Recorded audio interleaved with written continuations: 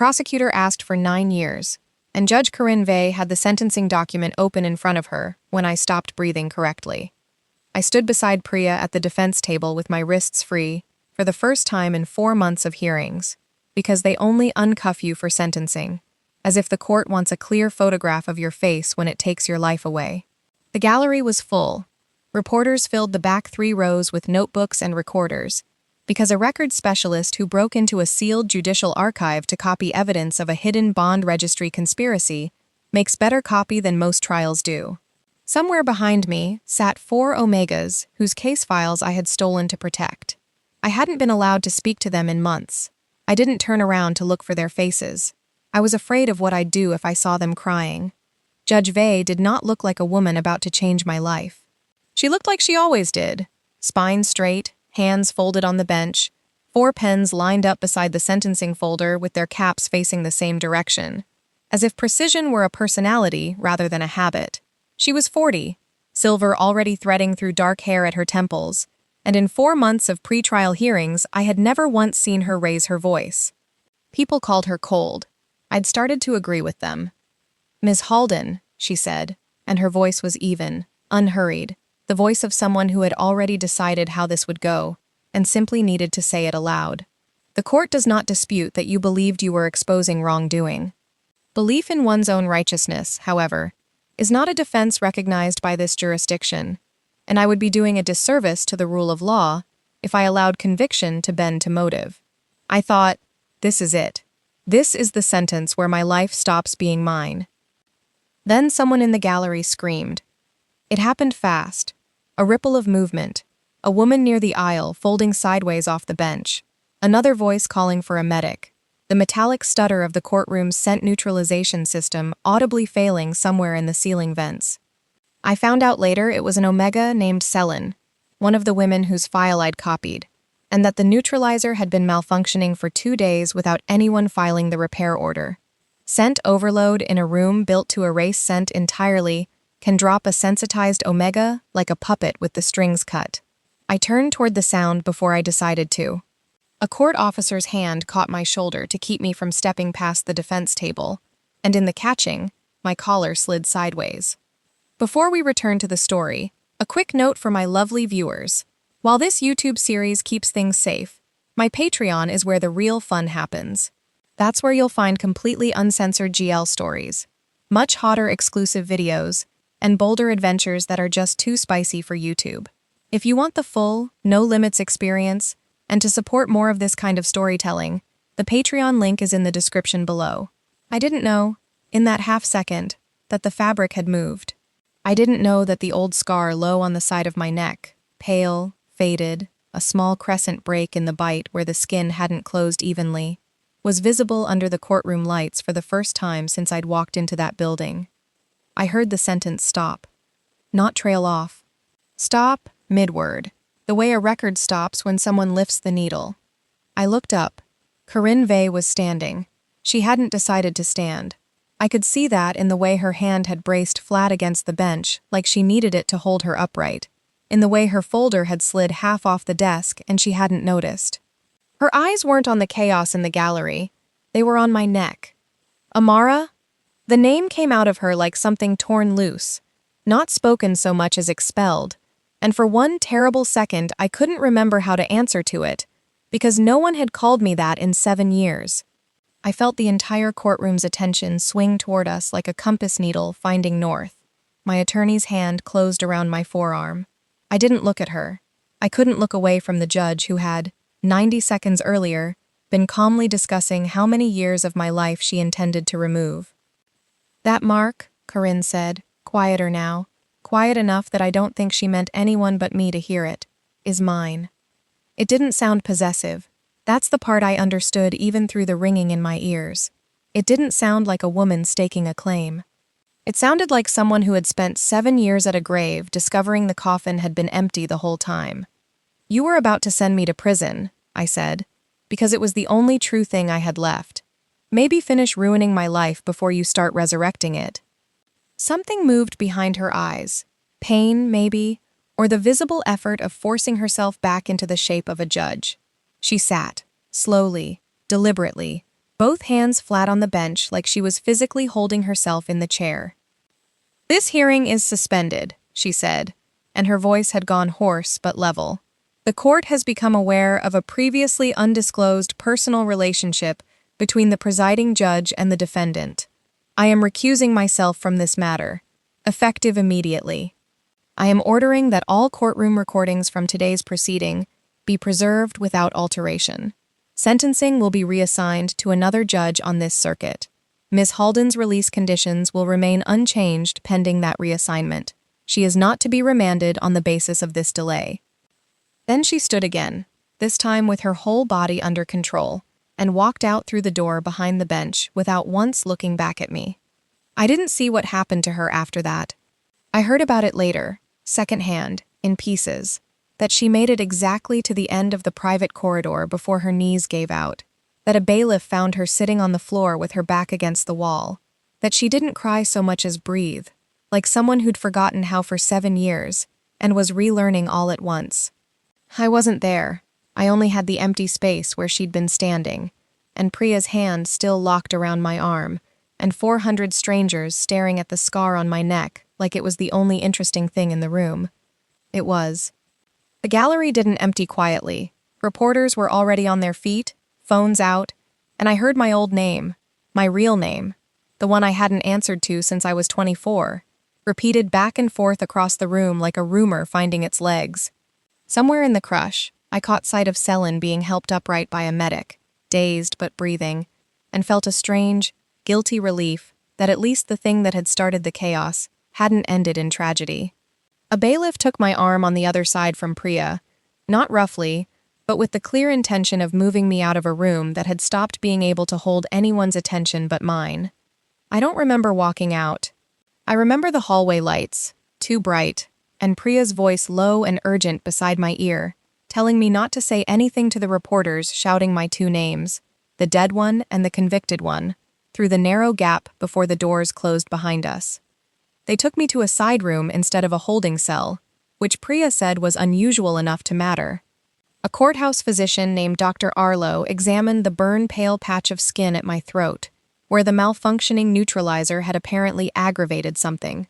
I told her it was an old bond injury.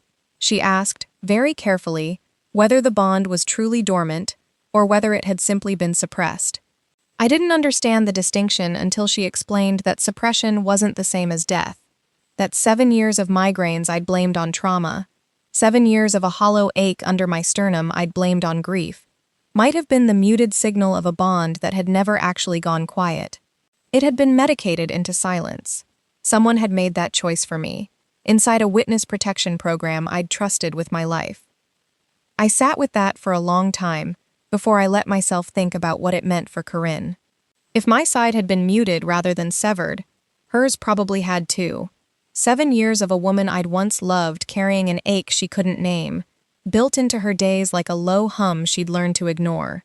Dr. Arlo, I would come to know her much better than I wanted to, in the months that followed, sat with me after the exam, and explained, patiently, the way you'd explain something to a person still in shock, that bond suppression of this kind wasn't standard medicine. It required specific, deliberate intervention, repeated over years, administered by someone with both pharmaceutical access and a reason to keep 2 people from ever sensing each other again. This isn't something that happens by accident, she said. Someone maintained this, actively, for 7 years.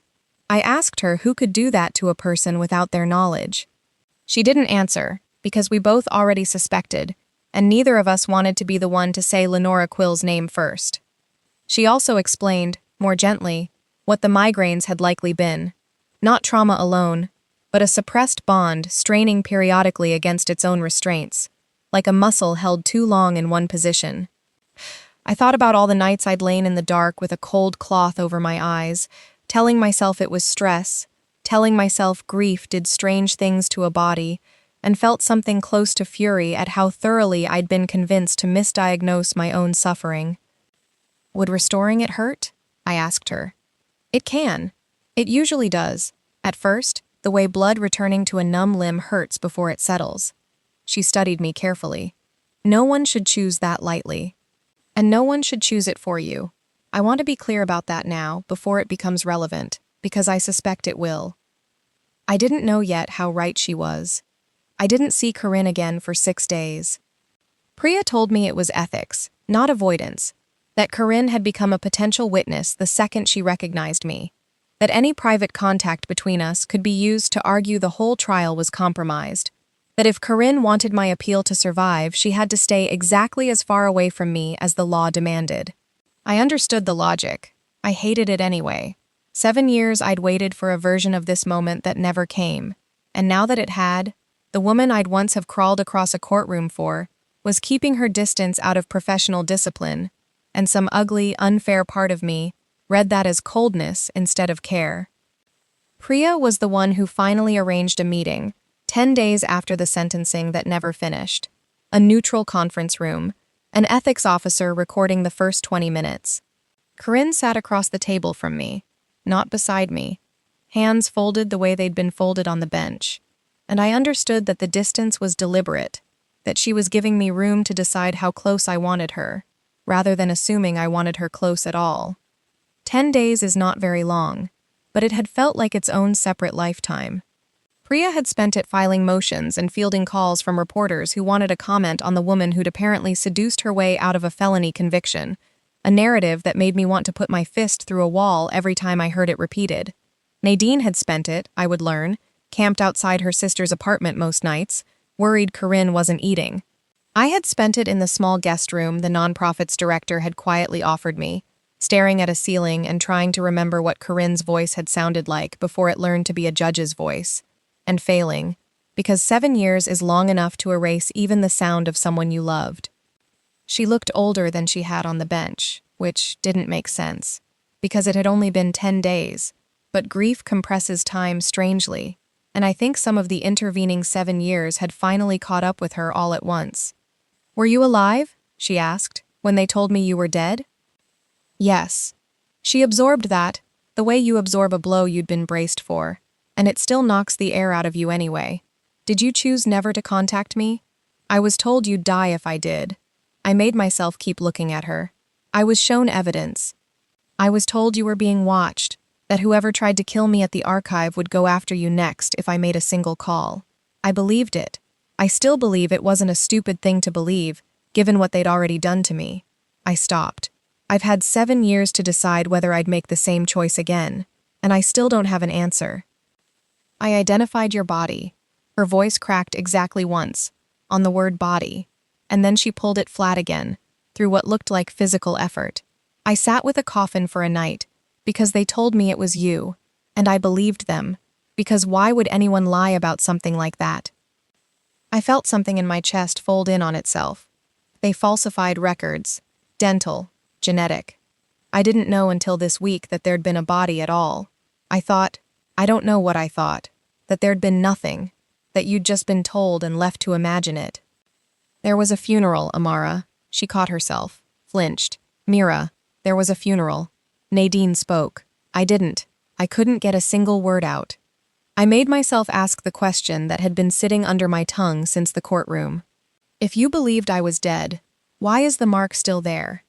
She was quiet long enough that I thought she wouldn't answer. Then, without any performance in it at all, grief was never consent to erase you. I didn't keep it because I expected to need it again. I kept it because taking it off felt like agreeing you'd never existed, and I wasn't willing to agree to that, even to myself, even alone in the dark. That was the first time my anger cracked. Not broke. Cracked. A hairline fracture, the kind that doesn't let anything through yet, but tells you the whole structure is compromised. I didn't say anything back. I don't think I trusted my voice. The ethics officer's recorder clicked off at the 20-minute mark, and she gathered her things and left us alone in a way that felt engineered, though Priya swore later it hadn't been. Corinne and I sat in a silence that had teeth to it. I noticed, in a detail so small it embarrassed me, that she still lined up whatever was in front of her, a pen, a folded napkin, a water glass, into neat parallel rows, the same habit she had on the bench, and something about seeing it up close, unwatched by a courtroom, made her seem less like a judge and more like a person for the first time since I'd walked into her jurisdiction. I read the transcript of your trial, she said eventually. So quietly I almost missed it. After. I couldn't sleep, and I read every page. I kept thinking I should have recognized your handwriting in the case notes you submitted. I've read your handwriting 1,000 times. I told myself it looked familiar, and dismissed it as déjà vu. I changed how I write, deliberately, along with everything else. My voice came out flatter than I meant it to. I was thorough. I had to be. If I'd left one thread for someone to pull, I'd have unraveled both our lives instead of just mine. You did anyway, she said. Unravel both our lives. You just delayed it 7 years. I didn't have an answer for that, so I let it sit between us instead of trying to smooth it over. We didn't touch. We didn't resolve anything. If anything, the conversation ended heavier than it started, because now I understood the actual size of what had been taken from both of us, and understanding it didn't shrink it. It just gave the loss better edges. Priya's investigation moved fast after that. She found that my protected identity had been created inside an irregular judicial witness protection arrangement that officially didn't exist, the same arrangement that had erased my old name, suppressed my scent registration, and left my bond incomplete. She found that the prosecutor's office, when asked, denied any such program had ever existed, which meant someone had scrubbed the paperwork on both ends. She found that the archive destruction order, scheduling my stolen evidence for disposal, had been issued by the same administrative office that had overseen my prosecution. And she found, with Nadine Vey's help, that the automated judicial conflict check system, the one that should have flagged a dormant mating bond between the sitting judge and the defendant before the trial even began, had returned a clean result. Someone had bypassed it deliberately. Nadine was Corinne's younger sister, an investigative journalist with a temper that ran hot where Corinne's ran cold, and she came to see me 3 days after the ethics meeting, without telling Corinne first. She stood in the doorway of Priya's office long enough that I thought she might actually hit me, her hand half raised before she caught herself and let it drop, and then she was crying instead. Hard, ugly, furious crying, telling me she'd spent 7 years watching her sister disappear into her own discipline, like it was the only thing keeping her upright, telling me she'd loved me like family, and buried that love in the same coffin Corinne had, and how dare I be alive? I didn't know how to come back, I told her. I didn't know if coming back would kill her. You could have found a way. Nadine wiped her face with the heel of her hand, furious at her own tears. People find ways. I know. It was the only honest thing I had. I know. She sat down across from me eventually, still breathing unsteadily, and told me things I hadn't known. That Corinne had stopped attending her own family's holiday gatherings for 3 years after the funeral because she couldn't bear anyone asking gentle, well-meaning questions about grief. That Nadine had once found a box of my old case notes shoved into the back of Corinne's closet, untouched, and that when she'd asked about it, Corinne had simply taken the box from her hands without a word and put it somewhere Nadine never found again. That the sisters had grown distant for a while, not from anger, but because Corinne's grief had made her difficult to reach, a door that stayed closed no matter how gently anyone knocked. She built walls, Nadine said. I understand why. I even respected it, most days. I just never thought I'd be sitting across from the reason she needed them. She didn't forgive me that day, but she came back 2 days later with a folder of property records that traced Lenora Quill's involvement 3 layers deeper than Priya had managed alone. And I understood that whatever Nadine decided about me personally, she'd already decided to help me professionally, and that those were 2 separate doors she was choosing to open one at a time. For what it's worth, Nadine said, dropping the folder onto Priya's desk without ceremony, I don't think you're a monster. I think you were 24 and terrified, and someone with 3 decades on you, and a Chief Justice's authority, told you the only way to save the woman you loved was to disappear completely. I'd like to say I'd have done differently. I don't actually know that I would have. She looked at me hard. But you don't get to disappear again. Not from her. Not from me. If you're going to be back, be all the way back, or don't bother. It was the closest thing to absolution I got from anyone in those early weeks, and I held on to it longer than I probably should have. Chief Justice Lenora Quill had been Corinne's mentor for 15 years. I learned that from Corinne herself, weeks later, in a voice stripped down to something almost childlike with disbelief. That Lenora had championed her first appellate appointment, had taught her that discipline mattered more than sentiment, had been the nearest thing to family Corinne had left after her own parents died. It was Lenora who had told Corinne, 18 months after the explosion, not to chase down an irregularity in my death record that a records clerk had flagged. Lenora who had warned her that continuing to investigate would jeopardize the safety of witnesses in an unrelated coercion case. Lenora who had, years before that, told a broken and terrified 24-year-old Mira Halden that the only way to keep Corinne alive was to let her believe I was dead.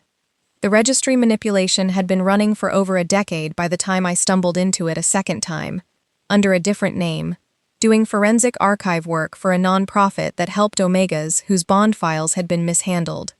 I hadn't recognized the pattern as the same conspiracy at first.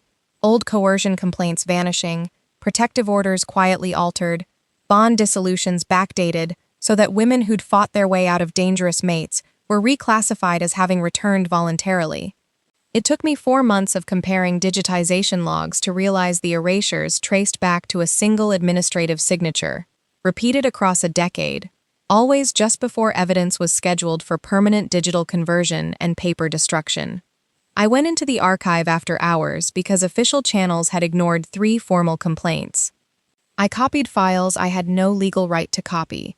I gave the encrypted copies to my attorney and tried to request whistleblower protection through the proper process, and the proper process buried it. And then I was arrested and charged with unlawful access, obstruction, tampering, and theft of protected government records. Charges that were, I want to be honest about this, not entirely wrong. I broke rules I understood. I did it because I believed the rules were being weaponized to erase people, and I'd stand by that belief today. But standing by a belief isn't the same as being innocent of the act.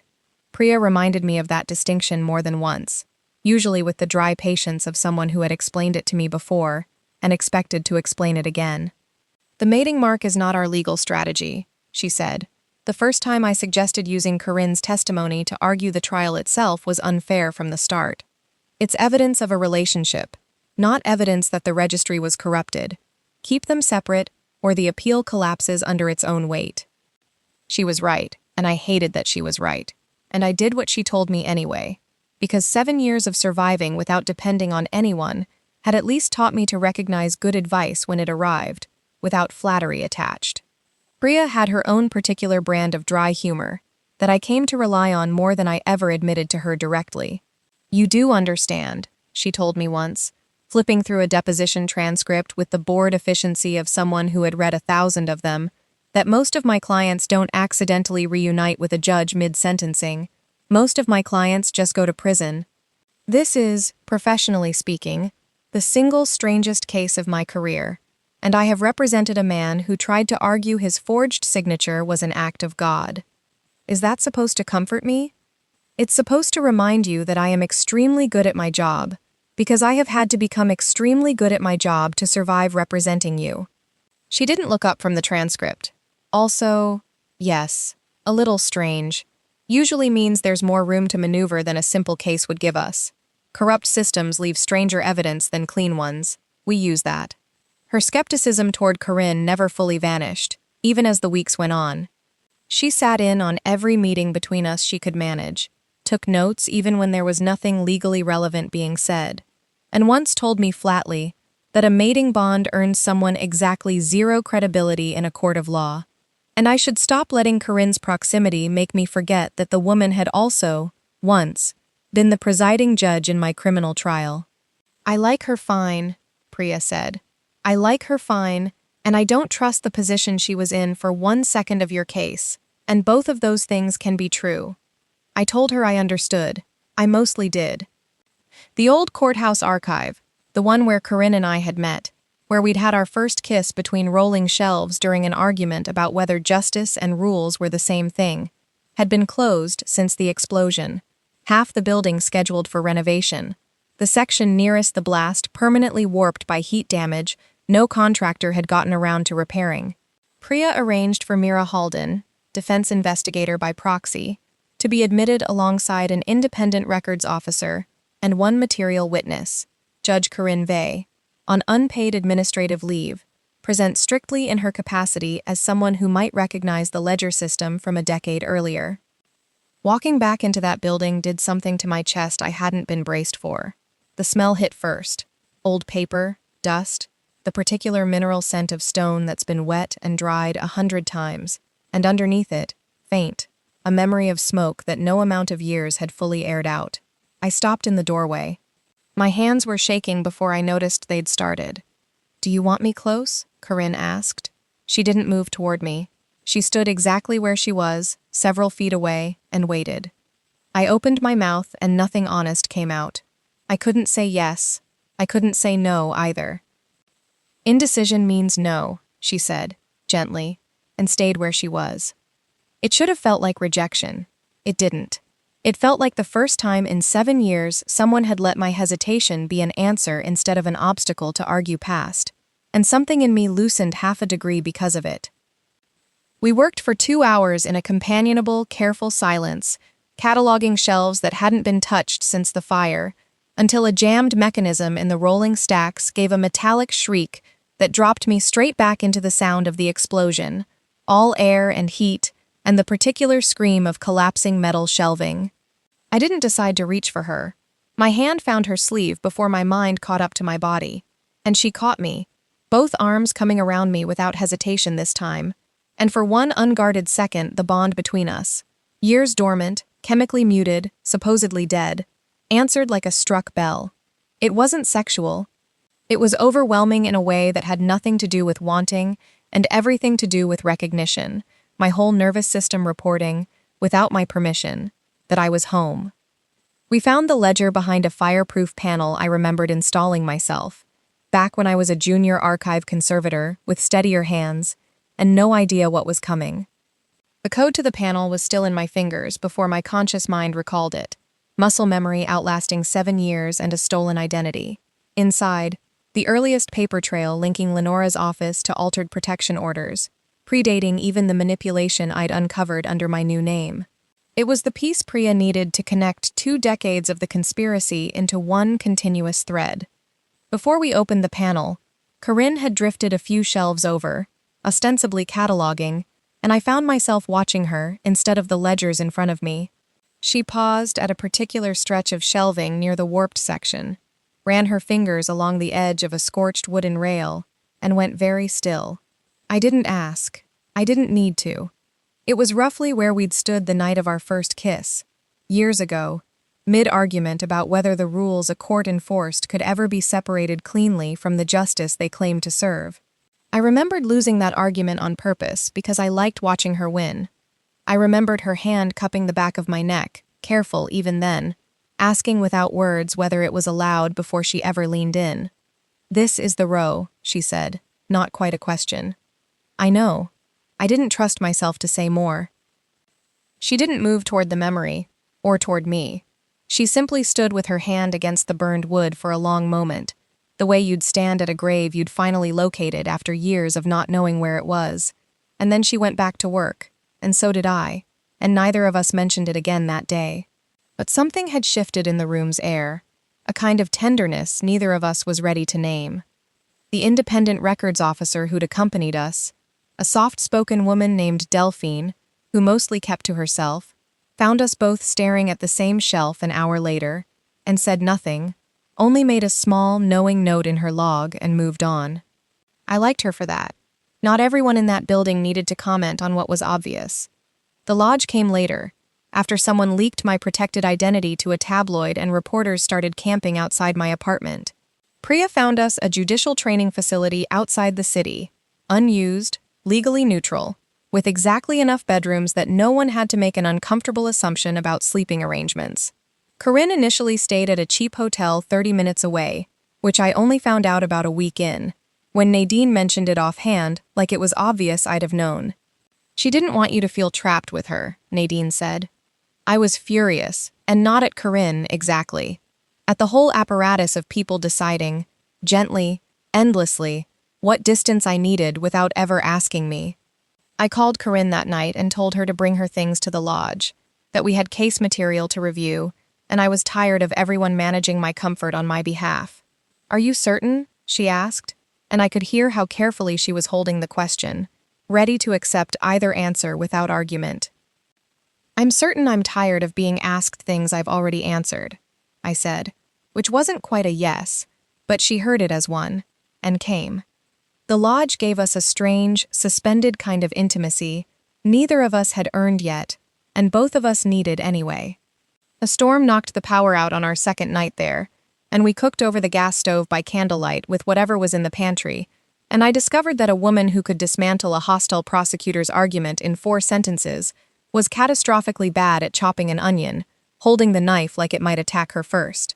I laughed before I could stop myself. Really laughed, the kind that surprises you on the way out, and she looked so startled by the sound that I laughed harder. We didn't sit close by the fire that night. Neither of us reached for the other. But something in the room had softened, and we both knew it, and neither of us pretended otherwise. 2 nights later, she found the cheap ceramic bowl I'd bought at a street market a lifetime ago, sitting in a cupboard she was searching for mugs, and went quiet in a way that told me exactly what she'd found before she said anything. I came around the counter and took it from her hands, turning it over. A lopsided little thing, glaze pooled thick on one side, the kind of imperfect object you buy because the vendor is sweet and the price is fair, and you don't yet know it'll survive longer than the relationship that bought it. "You kept this," I said. "I use it for keys." She said it almost defensively, like she expected me to accuse her of building a shrine. "I didn't keep the apartment the way it was. I want you to know that. I gave away the furniture 18 months in, because living in a museum of you was going to kill me faster than losing you had. I kept exactly 4 things. This bowl, your handwriting on a grocery list I found in a coat pocket, a photograph Nadine took without either of us noticing, and the mark." She exhaled. "I fought to stay alive, Mira.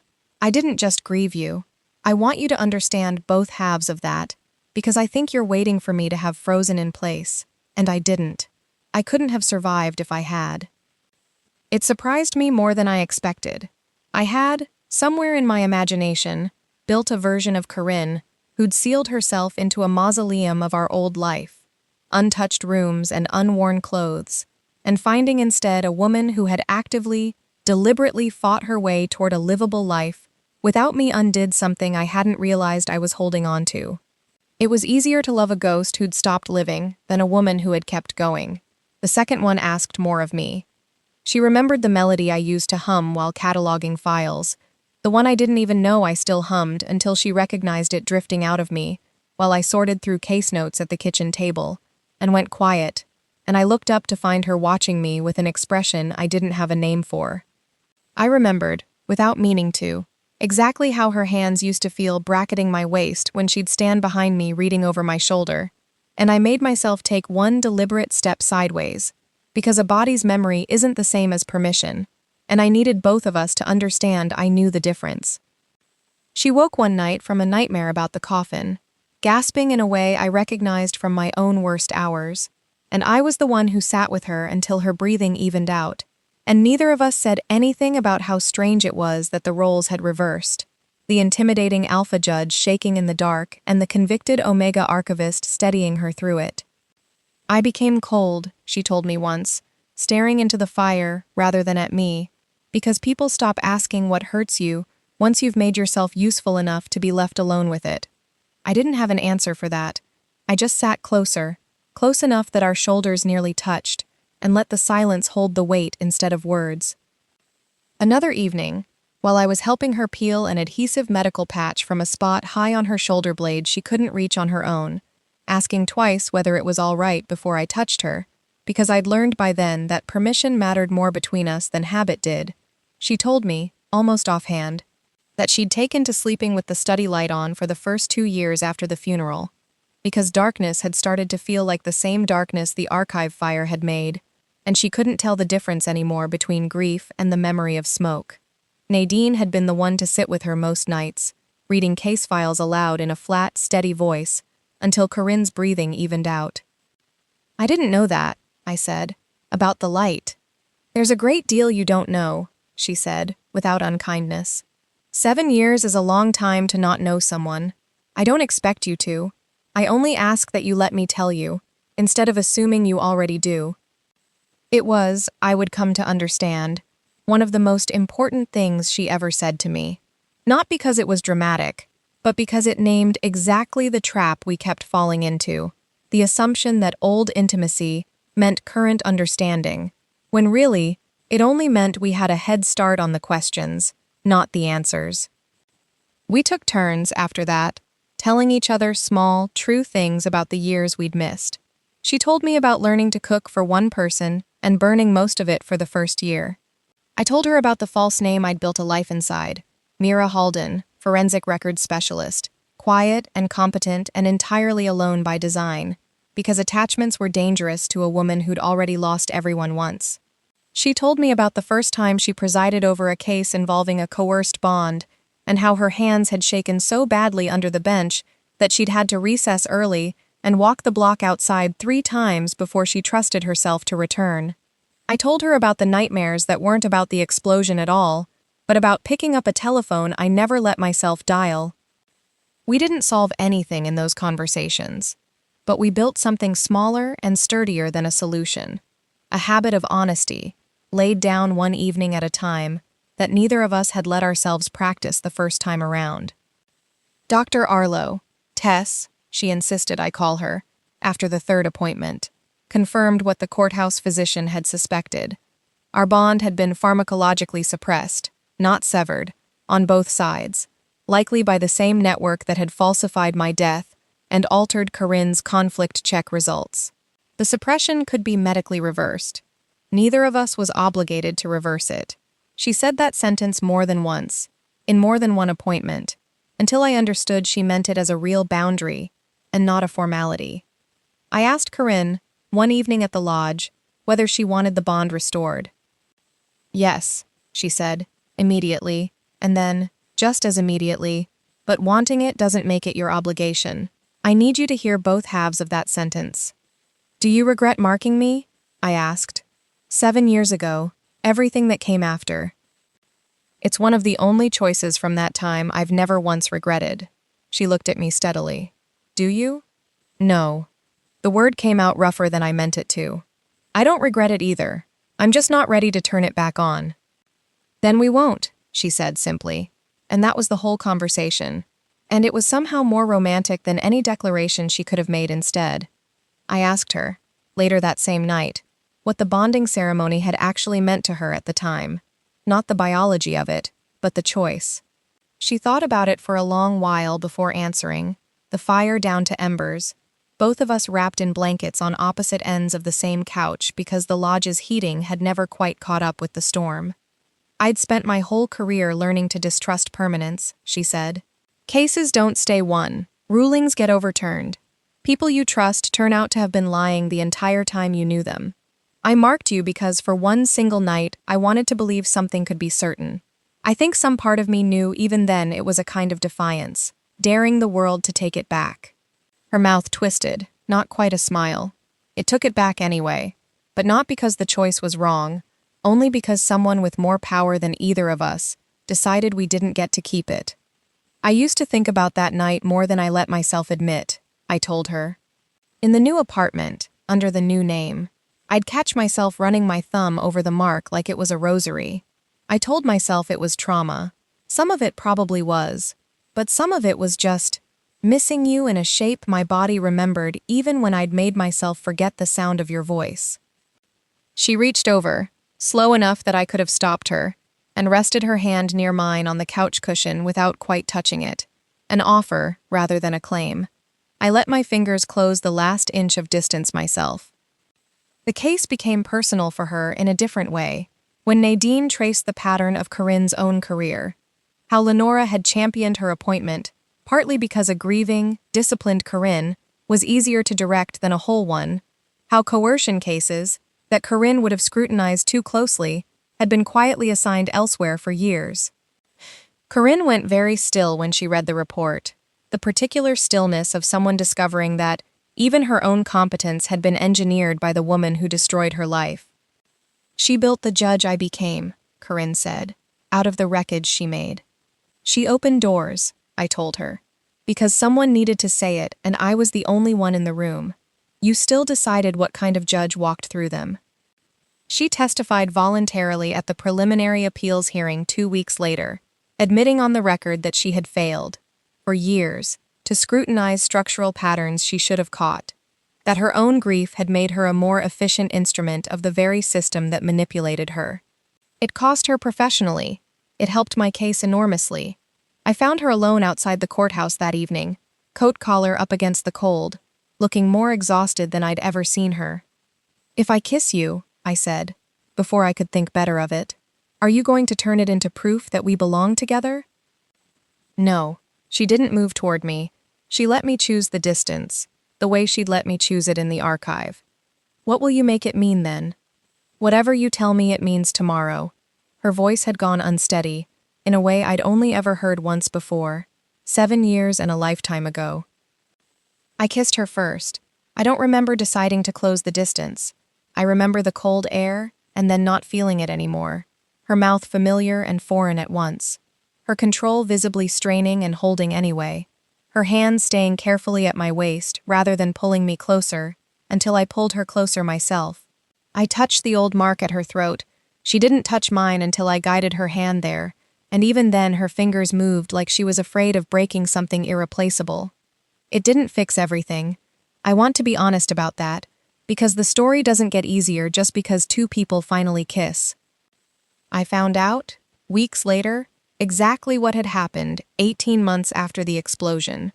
The irregularity a records clerk had flagged in my supposed death certificate, the days Corinne had spent quietly investigating it, and the moment Lenora had warned her that continuing would endanger witnesses in an unrelated case, and Corinne had stopped. Had convinced herself she was chasing grief instead of evidence, had let it go.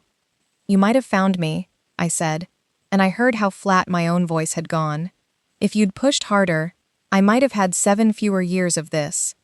"I can't tell you I wouldn't have." She didn't defend herself. That was almost worse. I think I wanted her to fight me on it, and she wouldn't. I was exhausted and grieving, and afraid of getting someone else hurt, and I let a woman I trusted talk me out of the one lead that might have brought you home. I was wrong. I don't have a better answer than that. "Say something," I told her, my voice climbing despite myself. "Tell me you fought her on it. Tell me you at least argued." "I argued for 2 days," Corinne said. And then I stopped, because she told me continuing meant risking 3 Omegas who were relying on witness protection in a coercion case I was hearing. And I believed her, because I had no reason not to, and because some small cowardly part of me was afraid of what I'd find if I kept looking, and it turned out to be nothing at all, that I'd spend the rest of my life chasing ghosts instead of grieving you properly. I chose the version of the pain I understood over the version I didn't. That's the truth. I'm not going to dress it up as anything nobler than that. The honesty of it should have helped. It didn't, not that night. I wanted a villain I could point at cleanly, and instead I had 2 people. Lenora, certainly, but also the woman across from me, who had made an exhausted, human, forgivable-sounding choice that had still cost me 7 years of my own life. And forgivable didn't feel like the same thing as acceptable. Not yet. I left the lodge that night. For 4 days we spoke only through Priya's office, formal and cold, and it was the lowest point of the whole ordeal, lower than the sentencing, because at least the sentencing had been a stranger's cruelty. This was the person I loved, confirming that love hadn't been enough to make her braver 7 years ago. I stayed with Priya those 4 nights, sleeping badly on her office couch, snapping at small things, apologizing for the snapping, and then doing it again an hour later. Priya, to her credit, didn't try to fix it. She just kept working, kept filing, kept building the case, and let me exist in my own bad temper without commentary, which turned out to be exactly the kindness I needed. On the 3rd night, she finally said, without looking up from her laptop, "For what it's worth, most people don't get a second chance to be furious at someone for something that happened 7 years ago. Most people just carry it silently forever. You get to actually say it to her face. That's not nothing, even if it doesn't feel like a gift right now." I didn't answer her, but I thought about it long after she'd gone to bed. I went to see Tess about removing the mark. She asked me, without judgment, whether I wanted it gone because it no longer represented who I was, or because I wanted to punish both of us with its absence. I didn't have an answer.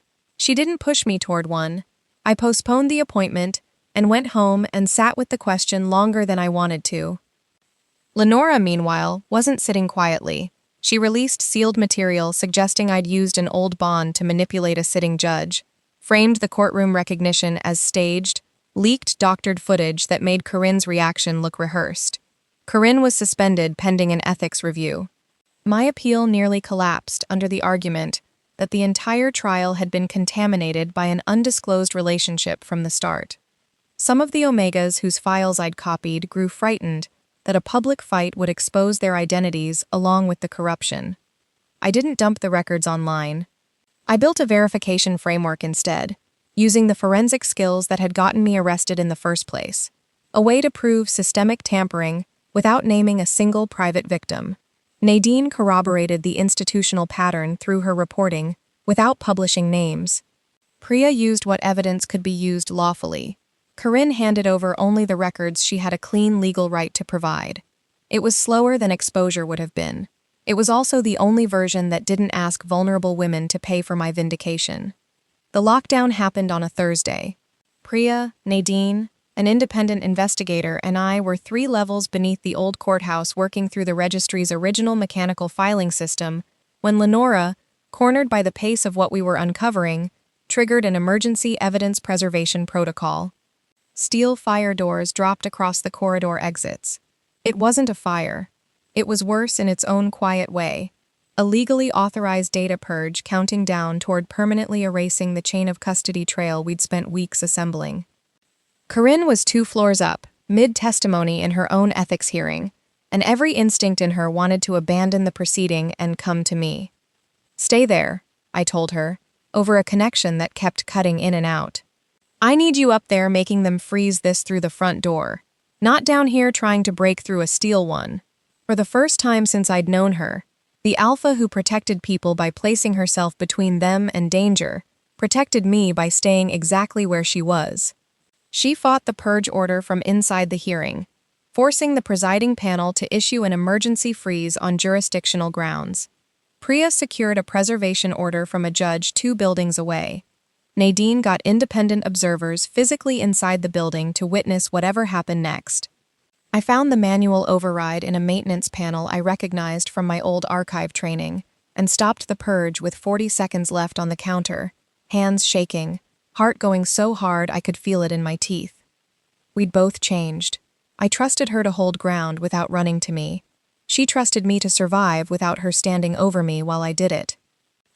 Afterward, sitting on the cold floor of the sub-level corridor with the fire doors finally grinding back open above us, Priya crouched down beside me and said, with the particular dryness she reserved for moments she actually found terrifying, "I would like it noted for the record that I did not sign up to nearly be crushed by a steel door in service of your love life."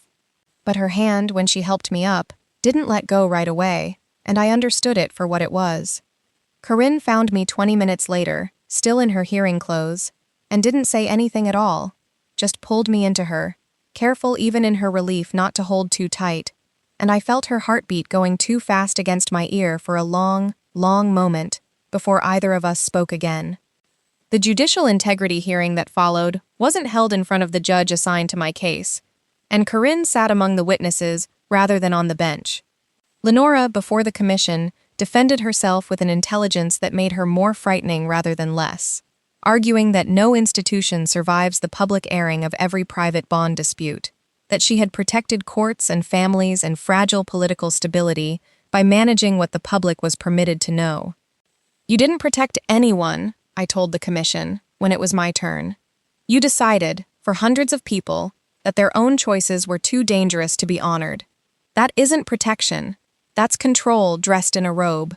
Corinne testified against her former mentor without once using our relationship as leverage for my innocence. She admitted on the record that she loved me. She also said, in the same breath, that her feelings had no bearing on whether the evidence stood on its own, and that if it didn't, No amount of loving me should change the outcome.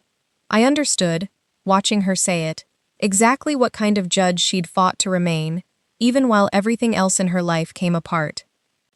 Lenora was removed from the bench. Criminal referral followed. I won't pretend her story ended cleanly that day. Some things don't.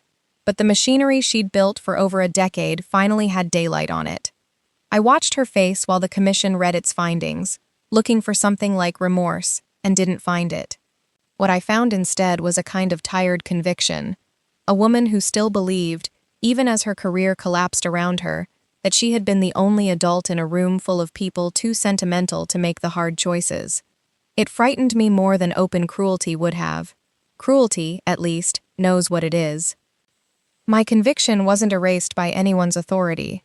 An independent appellate panel vacated it because the prosecution had suppressed exculpatory evidence, because the archive destruction order tying my stolen files to the conspiracy compromised the original trial's fairness.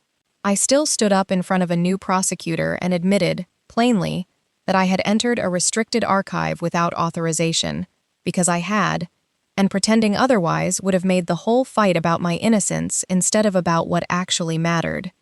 I accepted a narrow records access resolution, supervised public interest service, no custody, for the one rule I'd genuinely broken. It felt more honest than a clean acquittal would have. Corinne and I didn't reconcile in the courthouse hallway 5 minutes after the verdict. We gave it weeks. She stayed off the bench while her own review concluded. I went back to work.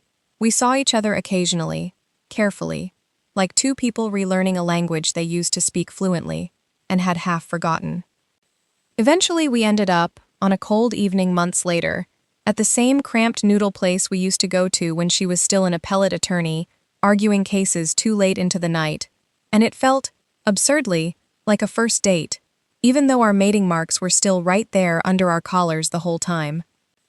I don't want what we had before, I told her, over bowls neither of us had touched yet. Too much happened. I'm not the same person. I don't want that either. She said it without hurt in it, which surprised me. I want to find out who you are now. I'd like the chance to be found out myself. We built rules that night, the way you'd build a contract, except it was tenderer than that.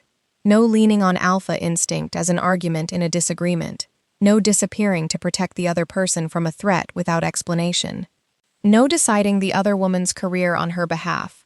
No treating an old mark as an answer to a question we hadn't actually asked each other out loud. She promised that when she was afraid, she'd say so instead of going quiet. I promised that when I needed help, I'd ask instead of vanishing, to spare her the trouble of caring about me. I want to say one more thing, Corinne said, turning her water glass slowly on the table. And I want you to actually hear it, not just let it pass. I don't need you to be the 24-year-old I fell in love with. I don't think I'm the 33-year-old you knew, either.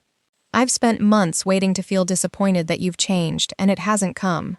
I like the woman across this table. I like her sharpness. I like that she argues with me. I would like the chance to keep liking her, on purpose, for as long as she'll let me.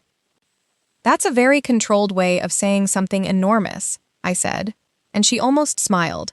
The real one, rare. The one that used to make junior clerks nervous because it meant she'd won an argument she hadn't seemed to be having. I'm a controlled person, she said. You knew that about me once. I'm hoping you'll learn to like it again. I never stopped, I admitted, and meant it more than I expected to. We finished our bowls slowly after that, talking about nothing important. A case Priya was arguing badly on purpose to rattle opposing counsel. A leak in the lodge's roof that had turned into a running joke between us. Whether Nadine's latest article had been fair to its subject. It was, I realized somewhere in the middle of it, the first entirely ordinary conversation we'd had since the sentencing that never finished. No grief in it, no conspiracy, no courtroom, just two women eating noodles too late on a cold evening, learning each other over again in small, unremarkable pieces, the way anyone does. Months after that, I chose, with Tess supervising, to stop the suppression treatment. I asked Corinne to be there, and she was, sitting close but not touching until the last of the medication cleared, and the bond came back online between us, like a room slowly filling with light. It wasn't mind reading, It was warmth and scent recognition and a physical familiarity so complete it made my throat tighten. We were still two separate people. I could still have walked away. She could still have disagreed with me about anything she wanted. The mark didn't decide a single thing for us. It just made the choosing feel less lonely. "Do you want to renew it?" I asked her afterward. Ceremonially, not a new mark, just claiming the ones we already have. "Yes." She didn't hesitate. "Do you?" "Yes." We didn't need new scars to prove it. The old ones were still there. And this time, the choice belonged to the women we'd actually become, not the ones we'd been at 24 and 33, half-formed and certain in the way only very young love allows itself to be. The commission cleared Corinne of misconduct in the sentencing itself. She'd disclosed, stopped, recused, cooperated fully, done everything the law asked of her the moment she understood the conflict. Her earlier failure to chase the death record irregularity was ruled a personal failing rather than a judicial one, and she was allowed back on the bench. She chose, on her own, to transfer out of bond registry cases for a long while, and threw herself instead into reforming the conflict check systems that had failed us both, arguing for structures no single administrator could quietly override again. Clerks still found her intimidating. They also started noticing that she asked, "now," before assuming, a small thing that turned out to matter enormously to the people working under her. We settled, eventually, into a shared apartment neither of us tried to make grand. Two competing sets of case files spread across the same kitchen table most evenings. A running, mostly good-natured argument about whose paperwork got the good light near the window. Corinne learned, slowly, to stop checking the door locks 3 times before bed, a habit I only noticed had faded when I realized one night that she'd simply come straight to bed instead. I still woke some nights with the smell of smoke caught somewhere behind my eyes, gasping before I was fully conscious, and she was always there, not smothering me with scent the way instinct probably told her to, but asking first, quietly, whether I wanted her closer, and waiting for the answer before she moved. I stole her pens with a regularity that had become a kind of running joke between us. 4 identical black pens disappearing into my bag over the course of a week, until she pretended outrage and bought a 5th just to keep the ritual going. She still lined things up in careful rows. I still teased her about it. Neither habit seemed likely to change, and I found I didn't want either of them to. A year, almost to the day, after the sentencing that never finished, I stood in a public restoration hearing, watching a woman named Priya Bell, no relation to my Priya, a coincidence that made us both laugh the first time we heard it, finally have her decade-old refusal recognized as the legal fact it had always been. I wasn't the one arguing the case. I directed the archive integrity program that had surfaced her file in the first place, working alongside prosecutors and judges but answering to neither. Corinne sat beside me in the gallery, deliberately kept off any case connected to my work, watching in silence the way she'd once told me she wanted to, not managing my reactions, just present for them. When the woman's record was formally corrected, I felt my throat close up, and Corinne didn't reach for me automatically the way she might have years ago. She held her hand out, open, and waited, and I chose to take it, and that small, deliberate distance between offering and accepting felt like the whole shape of what we'd rebuilt. Nadine met us on the courthouse steps afterward, notebook tucked under one arm, and hugged me first, before her sister, which surprised us both. "I'm still angry, some days," she told me, quiet enough that only I could hear it. "I don't think that's going away entirely, but I'm glad you're standing here to be angry at. That matters more than I expected it to."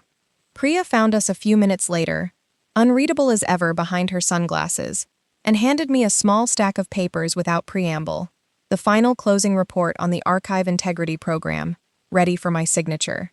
"You could have emailed this to me," I told her. "You didn't have to bring it in person. I wanted to see your face when you signed it," she said, which was as close to sentiment as Priya Bell ever allowed herself in public, and I signed it right there on the courthouse steps, in the cold, surrounded by the people who had helped me survive the year. Afterward, we walked the same corridor that led past the original courtroom, the one where a judge had almost sent me away before an accidental glimpse of scar tissue tore both our lives back open. The door stood ajar. I could see the bench from the hallway. 4 pens, probably, lined up in a row, waiting for whoever sat there next. "Do you want to go in?" Corinne asked. "No, I meant it entirely. We've let enough of our lives get decided in rooms like that one. I'd rather decide the rest of it out here, with you, on our own terms." She laced her fingers more firmly through mine, and we stood there a moment longer anyway, looking at the empty bench through the gap in the door, before turning away from it together. We didn't go in. We kept walking, out through the wide front doors into ordinary winter light, her hand still in mine, and I thought about the first time she'd seen the mark again, how it had proven, in one terrible and beautiful second, that I was alive. It didn't feel important anymore for that reason. What mattered now wasn't that the mark had survived 7 years of silence and separation and 2 people's worth of grief. What mattered was that both of us had been free, every single day since, to leave, and had chosen, over and over, in small, ordinary ways that had nothing to do with biology, to stay.